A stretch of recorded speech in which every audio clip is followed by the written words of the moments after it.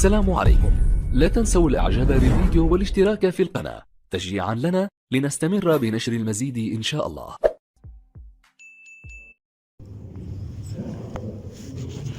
الحمد لله رب العالمين. الحمد لله الذي من علينا بمواسم الخيرات وخص شهر رمضان بالفضل والتشريف والبركات، وحث فيه على عمل الطاعات والإكثار من القربات، وأشهد أن لا إله إلا الله وحده لا شريك له بنعمته تتم الصالحات وبتوفيقه تتضاعف الحسنات.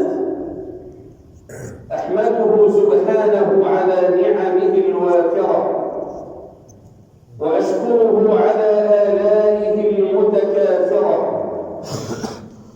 وأشهد أن نبينا محمدًا عبد الله ورسوله، أفضل من صلى وصام، وأشرف من تهجد وقام،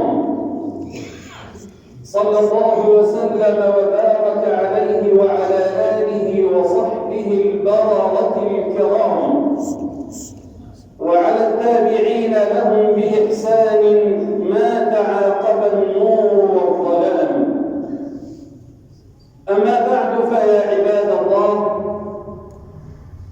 ها قد هلت على الناس النسمات الرمضانية، واستنار العقل بفتوحات ربانية. هذا نسيم القبول هب، هذا سيل الخير صب، هذا باب الجنة مفتوح لمن أحب، هذا الشيطان على وجهه انكب. فأبشروا أيها المسلمون بقدوم رمضان، وسوق البشرى برمضان إنما هو من هدي نبيكم صلى الله عليه وآله وسلم، فقد كان يبشر أصحابه بقدوم رمضان. أخرج أحمد في المسند من حديث أبي هريرة رضي الله عنه قال: قال رسول الله صلى الله عليه وسلم يبشر أصحابه. ماذا يقول؟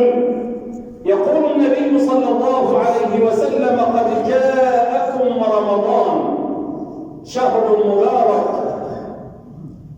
تفتح فيه أبواب الجنة، وتغلق فيه أبواب الجحيم، وتغل فيه الشياطين ومردة الجن، فيه ليلة خير من 1000 شهر، من حرم خيرها فقد حرم. بل أخبرنا نبينا صلى الله عليه وسلم ببعض الهدايا الرمضانية التي يستقبلها العباد في أول ليلة من رمضان. وربما تكون هذه الليلة التي تأتينا بغروب شمس اليوم هي الليلة الأولى من رمضان. فاسمع بقلبك إلى هذه الهدايا والبشريات العظيمة. في الحديث الذي أخرجه الترمذي من حديث أبي هريرة أن النبي صلى الله عليه وسلم قال: إذا كان أول ليلة من رمضان، يعني ربما بمغيب شمس اليوم، إذا كان أول ليلة من رمضان صفدت الشياطين ومردة الجن، وغلقت أبواب النار فلم يفتح منها باب، وفتحت أبواب الجنة فلم يغلق منها باب، وينادي مناد: يا باغي الخير أقبل، ويا باغي الشر أقصر، ولله عتقاء من النار، وذلك كل ليلة.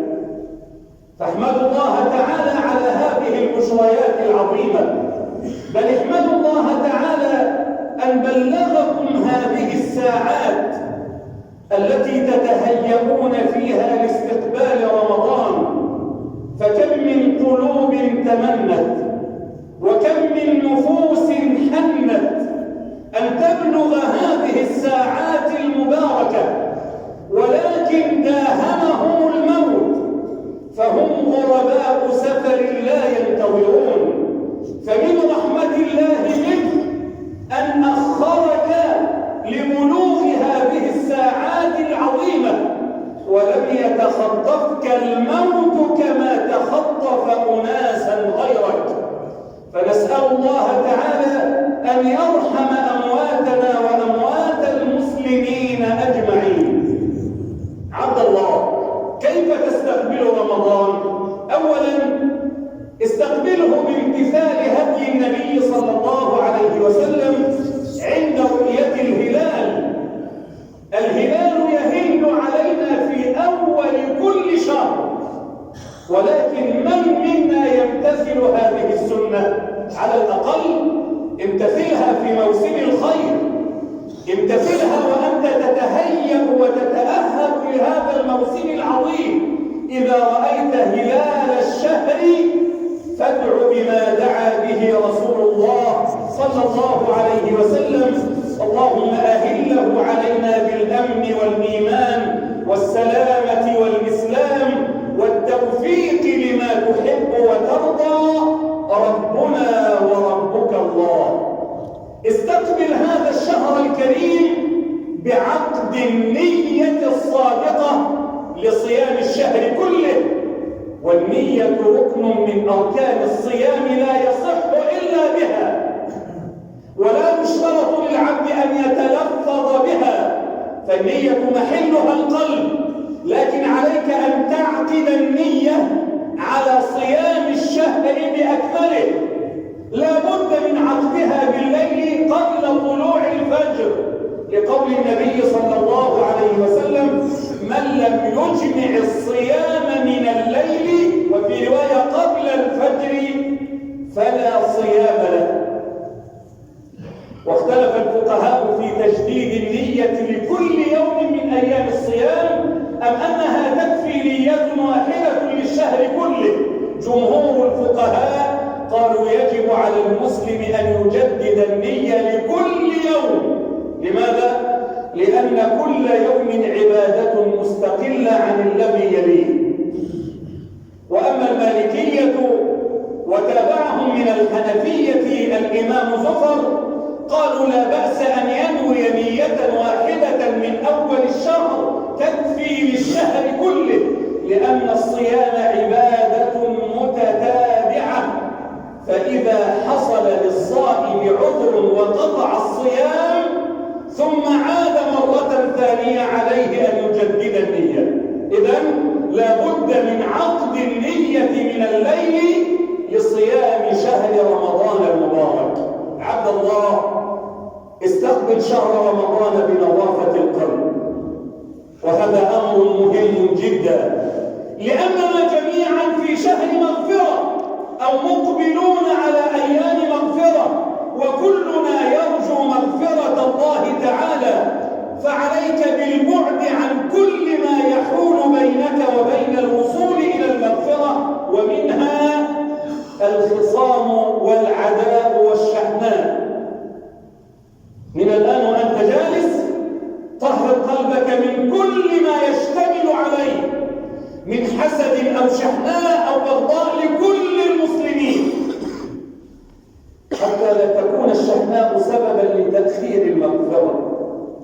ومما يؤسف أننا جميعا نعلم الحديث، وهو عند مسلم: تفتح أبواب الجنة يوم الاثنين ويوم الخميس، فيغفر لكل عبد لا يشرك بالله شيئا إلا رجلا كانت بينه وبين أخيه شحناء، فيقال: أخروا هذين حتى يصطلحا، أخروا هذين حتى يصطلحا، أخروا هذين حتى يصطلحا، قالها ثلاثا.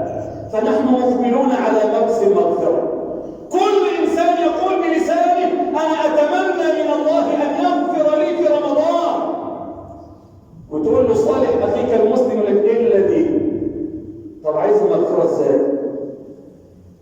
مشكله كبيره عند كل الناس، يريد المغفره دون ان ياخذ باسبابها التي توصل اليها. الا يكون حالك عبد الله كحال ابن تيميه رحمه الله تعالى؟ امره عجيب. الذي قرأ سيرة هذا الرجل يعلم أنه كان في عصره أعداء كثر، له خصوم وأعداء، ولكن يذكر تلميذه ابن القيم في مدارج السالكين يقول: جئت يوما إلى شيخ الإسلام ابن تيمية أبشره بموت أكبر خصومه. ابن القيم تلميذ ابن تيمية، فبيقول أنا جيت يوم أبشر ابن تيمية بموت رجل اللي هو أكبر أعداء ابن تيمية. ابن القيم افتكر ابن تيمية هيفرح لما يقول له ده فلان مات، فلان ده رجل مسلم. قال: جئت أبشره بموت أكبر خصومه وأعدائه. فقال ابن تيمية: إنا لله وإنا إليه راجعون، تبشرني بموت مسلم؟ تبشرني بموت مسلم؟ قال: ونهرني وعنفني، ثم أخذ بيدي وذهبنا إلى أولاد الميت يهربون من الأعداء. ذهب إليهم ابن تيمية وعزاهم في أبيهم وقال لهم: أنا لكم بمنزلة أبيكم، ولا يكون لكم أمر تحتاجون فيه إلى مساعدة إلا وساعدتكم فيه. ففرح أبناء الميت وسروا بهذه الزيارة ودعوا له بخير. قلوب نظيفة. قلت لك من أكبر أعدائه وخصومه، ولكنه لم يفرح بموته. الآن لو سمعت أن عدوك الذي تعاديه لأجل دنيا تافهة نزلت به مصيبة أو حل عليه فقر أو غير ذلك، تفرح فرحا شديدا. فكيف لو قيل لك إنه مات؟ يزداد الفرح وتقول ارتحنا منه. لكن ابن تيمية رغم أن هذا الرجل من أكبر أعدائه لكن حزن وقال: تبشرني بموت مسلم؟ إنا لله وإنا إليه راجعون. وذهب إلى الأولاد وعزاهم وقال: أنا لكم بمنزلة أبيكم، كأن أبوكم عايش.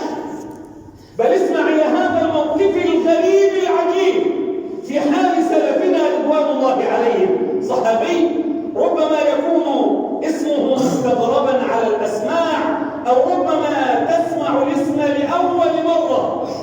اسمه علبة ابن زيد، هذا هو اسمه، والخبر صحيح مذكور في كتب السير والحديث. هذا الرجل كان من أصحاب الأعذار في غزوة العسرة الذين أنزل الله في شأنهم قرآنا يتلى: ولا على الذين إذا ما أتوك لتحملهم قلت لا أجد ما أحملكم عليه. جماعة من فقراء الصحابة عايزين يجاهدوا مع رسول الله في غزوة تبوك أو غزوة العسرة، بس فقراء لا يملكون زادا ولا راحلة، فذهبوا إلى رسول الله ليوفر لهم راحلة يركبون عليها. قال: لا أجد.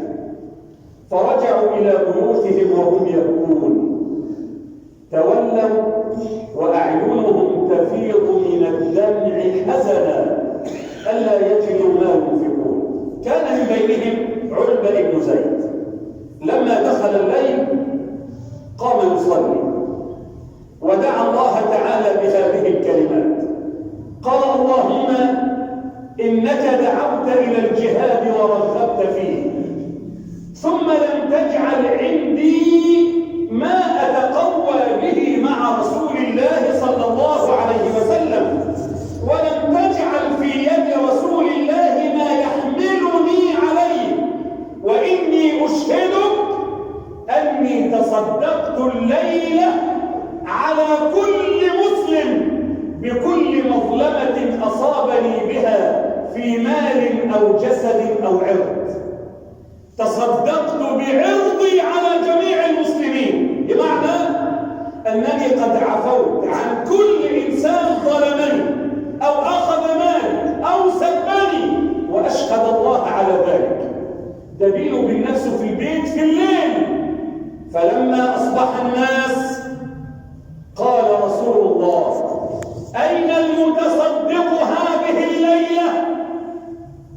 السماء تحركت لأجل هذه الكلمات، ونزل جبريل الأمين على أمين أهل الأرض رسول الله، أخبره بما حدث مع الرجل في بيته.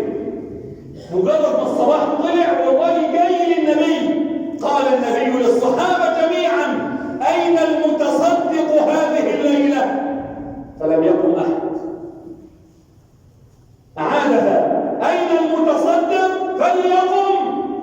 فقام عتبة بن زيد وذهب إلى رسول الله وقال له: ما تصدقتش بمالي، أنا تصدقت بعرضي على كل من ظلمني.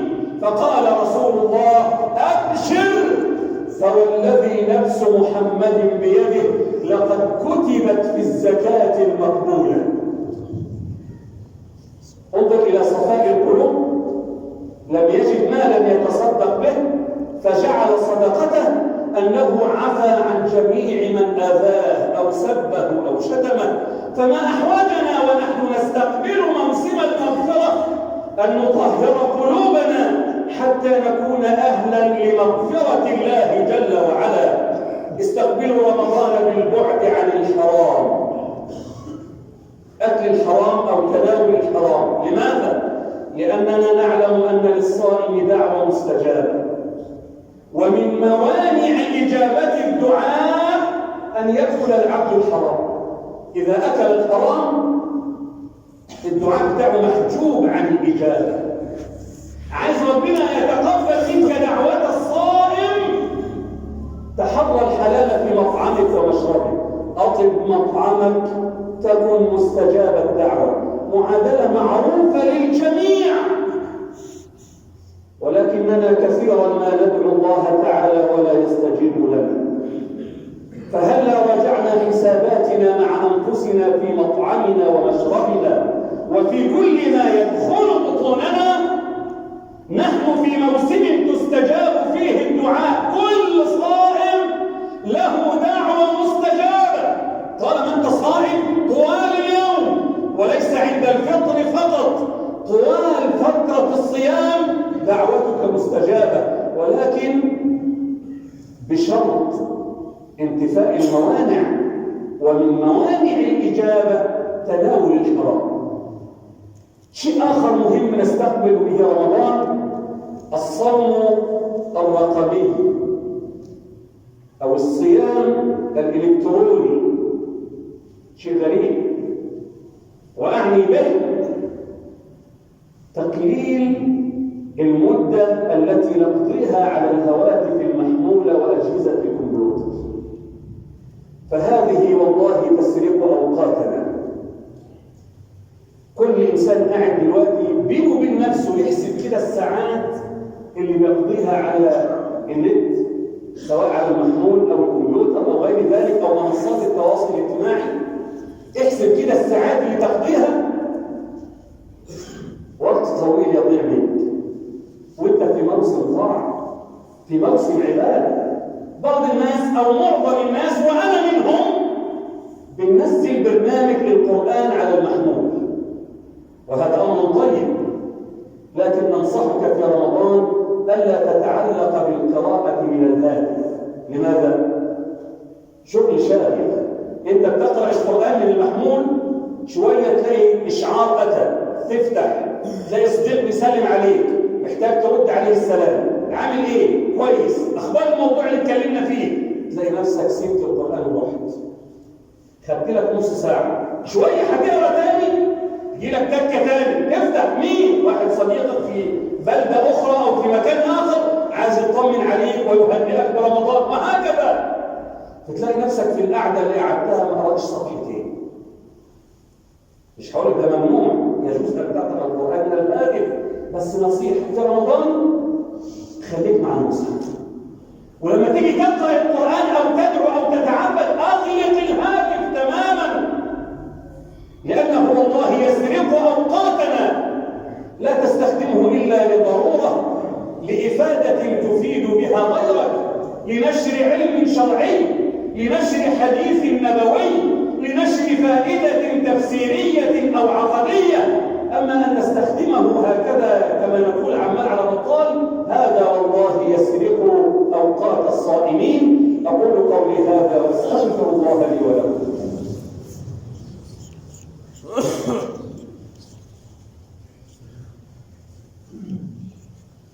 الحمد لله وكفى، وصلاة وسلاما على النبي المصطفى. أما بعد، فيا عباد الله، استقبل رمضان بكف الأذى عن جميع المسلمين.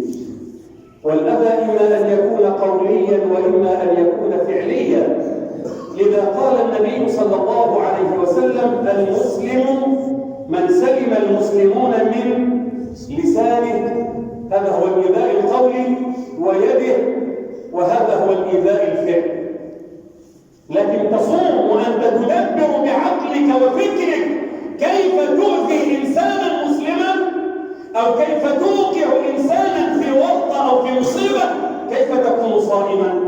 من صام ولم يكف نفسه ولم يمنع جوارحه عن إيذاء المسلمين حل فيه وانطبق عليه قول رسول الله: ورب صائم حظه من صيامه الجوع والعطش، ورب قائم حظه من قيامه السهر.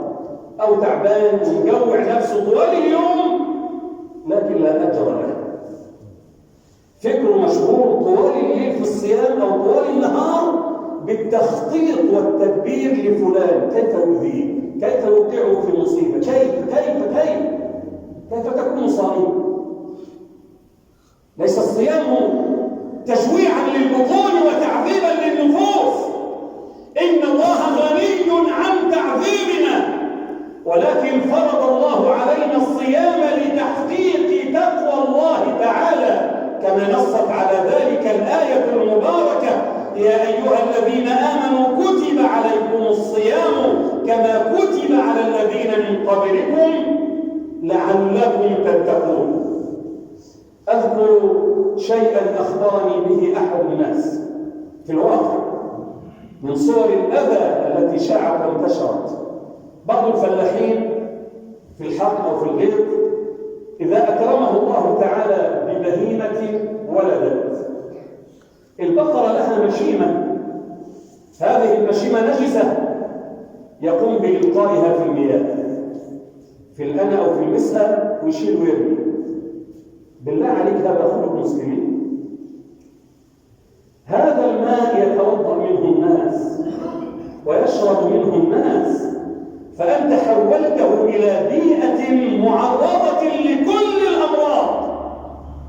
هل ترضى أنت أن تتوضأ من ماء ألقي فيه هذا السلى أو هذه المشيمة أو غيرها من القاذورات؟ ينظف حظيرته أو تحت البهائم ويلقي في الأنام معدية أو المسأة ويرمي، والناس تحت منك بشوية قاعدة تشرب، تتوضأ وتغسل وتفعل أشياء كثيرة. لما تفعل هذا؟ كف أذاك عن الناس، فإنها صدقة منك على نفسك كما أخبر رسول الله. أخيرا، من الآن وقبل أسبوع أو 10 أيام أو أكثر أو أقل، رأينا الأسواق ممتلئة بالناس. ماذا يفعلون؟ يشترون حاجات رمضان، لا بأس، يشترون الفواكه واللحوم والأطعمة وغيرها من الأشياء، لا بأس. وعلى أول مائدة للإفطار تتعدد أنواع الأطعمة، تتعدد اللحوم والعصائر وغيرها، لا بأس. لكن أهمس في أذنك وأقول: وأنت على مائدة الإفطار في أول يوم من رمضان، تذكر إخوانا لك من المسلمين في غزة لا يجدون ما يفطرون عليه،